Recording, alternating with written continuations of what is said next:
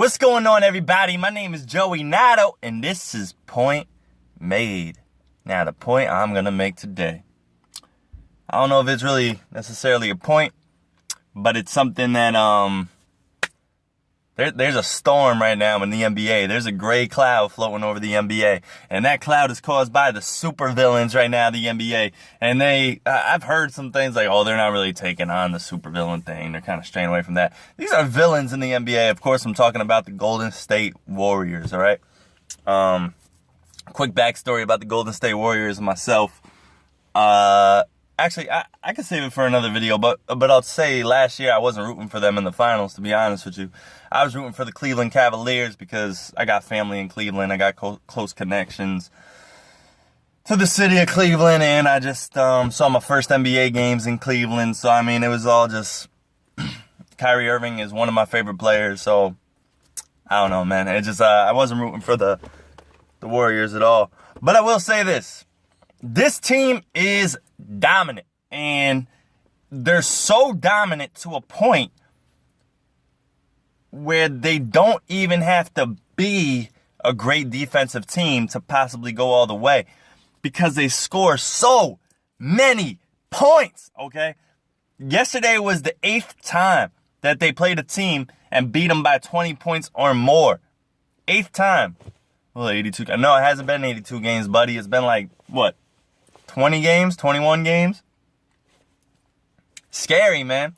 Scary. They lead the league in points. They lead the league in steals. They lead the league in blocks. They lead the league in assists. I think yesterday was, I don't know what it was, but it was definitely not the first time. They went over 30 assists a game many times. And, you know, when you have two dominant players, two of the top 3 players in the entire league in Steph Curry and Kevin Durant, it's tough. I mean, then you got Draymond Green who could do everything. He could run the floor. They're the masters of small ball. We know that. And then we got players who came in this year. Zaza Pachulia. If you don't know who he was, last year on the Dallas Mavericks, he was a double-double machine. And then you have JaVale McGee, the Shaqtin' a Fool MVP. Yeah, he may be the Shaqtin' a Fool MVP, and that's great and all. But this guy can play, he can protect the rim, and he can finish at the rim. So don't overlook his talent by any means.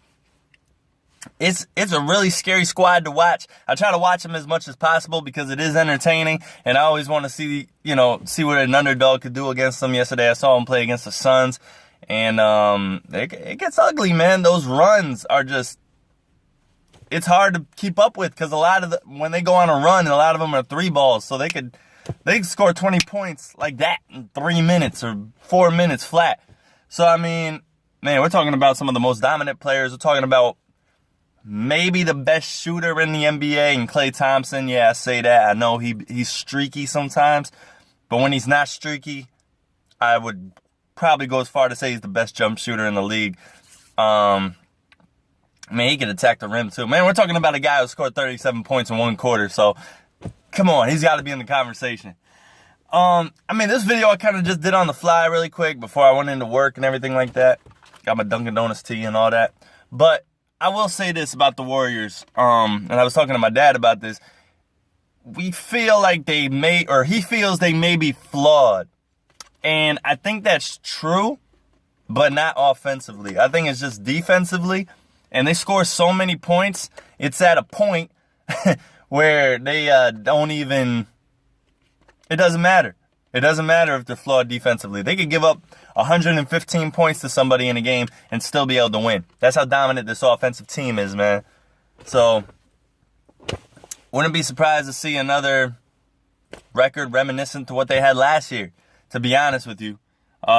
Christmas Day, I think, is the Cavs and Warriors. Can't wait for that, but we know the intensity is never the same on the regular season games as in a playoff game. But that's all right. Wednesday, woo! That's a big one.